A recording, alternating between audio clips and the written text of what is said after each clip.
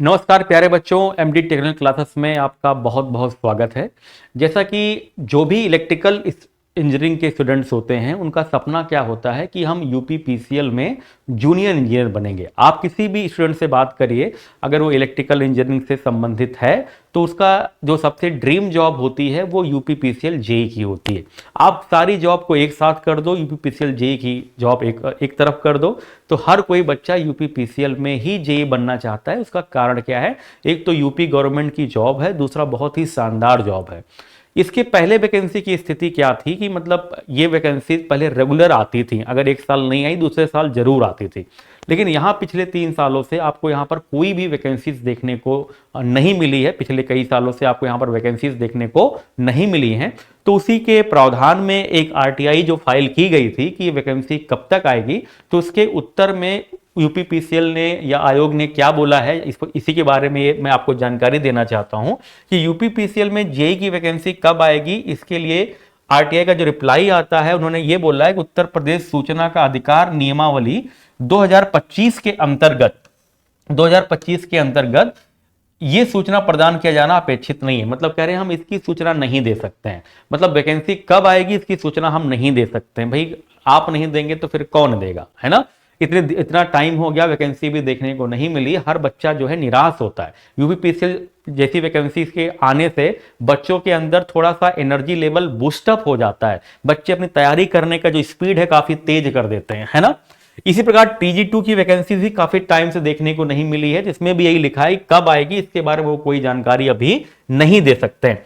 UPPCL JEE का exam कौन conduct कराएगा, तो उन्होंने इसके बारे में भी कोई जानकारी नहीं दी है। उन्होंने कहा यह विद्युत सेवा आयोग से संबंधित है, मतलब कि जब भी वैकेंसी आएगी तो कौन कराएगा एग्जाम उसके बारे में तभी जानकारी आपको मिलेगी।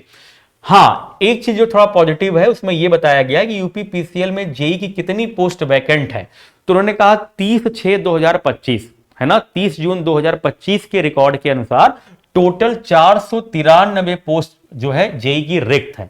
493 पोस्ट, अगर 493 पोस्ट रिक्त हैं तो ये एक अच्छी पोस्ट है। अगर ये वैकेंसीज आती हैं तो इससे बच्चों के लिए काफी हितकर होगा, बच्चों के काफी हित में होगा, जो कि बहुत समय से वैकेंसी नहीं आई है, तो इतनी वैकेंसी आनी भी चाहिए, ठीक है।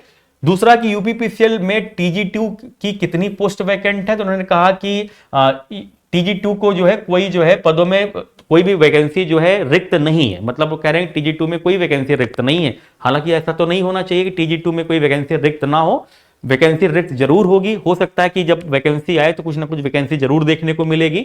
दूसरा कि यूपी पीसीएल में लाइनमैन की वैकेंसी कब तक आएगी, तो उन्होंने कहा कि उत्तर प्रदेश सूचना का अधिकार नियमावली 2015 के अनुसार सूचना प्रदान किया जाना अपेक्षित नहीं है। मतलब कब वैकेंसी आएगी, चाहे वो टीजी2 की हो, चाहे आपका यूपीपीसीएल जेई की हो या आपका लाइनमैन की हो, कब आएगी इसके बारे में कोई जानकारी नहीं दी गई है।